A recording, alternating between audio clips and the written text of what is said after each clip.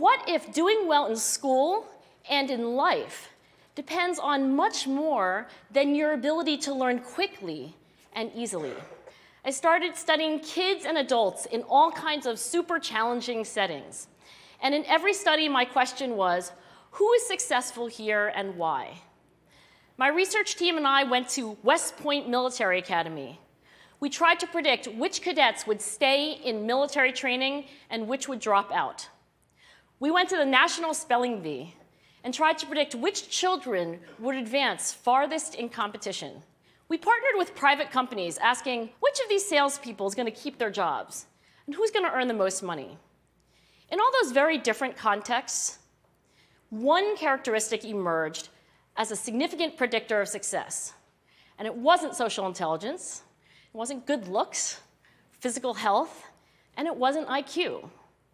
It was grit. Grit is passion and perseverance for very long-term goals. Grit is having stamina. Grit is sticking with your future, day in, day out, not just for the week, not just for the month, but for years, and working really hard to make that future a reality. A few years ago, I started studying grit in the Chicago public schools. I asked thousands of high school juniors to take grit questionnaires, and then waited around more than a year to see who would graduate. Turns out that grittier kids were significantly more likely to graduate, even when I matched them on every characteristic I could measure.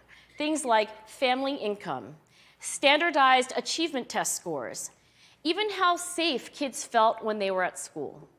So it's not just at West Point or the National Spelling Bee that grit matters, it's also in school, especially for kids at risk for dropping out. Every day, parents and teachers ask me, how do I build grit in kids?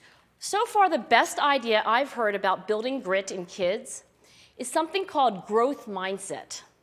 This is an idea developed at Stanford University by Carol Dweck, and it is the belief that the ability to learn is not fixed, that it can change with your effort.